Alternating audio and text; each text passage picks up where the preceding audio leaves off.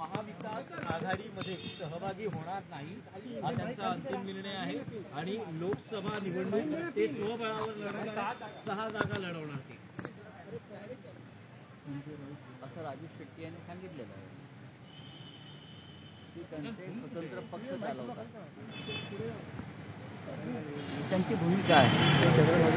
आज ते मातोश्रीवरती शेतकऱ्यांच्या प्रश्नावर विशेषतः एका उद्योगपतीसाठी फक्त धारावी नाही तर कोल्हापूरपासून कोकणापर्यंत धरणं आणि पाणी याचाही कसा सौदा सुरू आहे त्या संदर्भातल्या एका आंदोलनाची रूपरेषा ठरवण्यासाठी राजू शेट्टी आज माननीय उद्धव ठाकरेंना भेटले। एवढी पाहिजे माहिती आहे की त्यावेळेला चर्चेत सहभागी नाही, पण अशी माहिती आहे की महाविकास आघाडीत हातकणंगले मतदारसंघ हा राजू शेट्टींसाठी सोडला जाईल, नवा मित्रपक्ष ऍड करण्याच्या आता राजू बोलले म्हणतात। हा, राजू शेट्टींची भूमिका आहे ती, त्यांचं असं म्हणणं आहे की महाविकास आघाडी सरकारच्या काळात त्यांना काही मुद्द्यांवर सरकारकडून उत्तरं हवी होती, धोरण स्पष्ट हवं होतं, त्या बाबतीत स्पष्टता झाली यांनी त्यांची भूमिका मांडलेली आहे।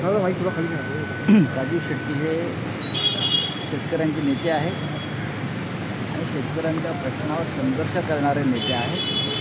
तुम्ही त्यांच्या भूमिकेवर विश्वास ठेवायला भविष्यात अशा प्रकारचा राजू शेट्टींनी भूमिका मांडली, पण महाविकास आघाडीची काय भूमिका आहे? महाविकास आघाडीला राजू शेट्टी यांची आज गरज आहे का? आम्ही शिवसेनेने हातकणंगले हा मतदारसंघ लढवला होता आणि जिंकला होता, तो मतदारसंघ शिवसेनेचा नाही, पण प्रस्ताव देणार का तुम्ही? प्रस्ताव देणार का? राजू शेट्टींची गरज आहे का आणि प्रस्ताव तुम्ही देणार का? हातकणंगलेमधून राजू शेट्टी लढतील असं तुम्हाला?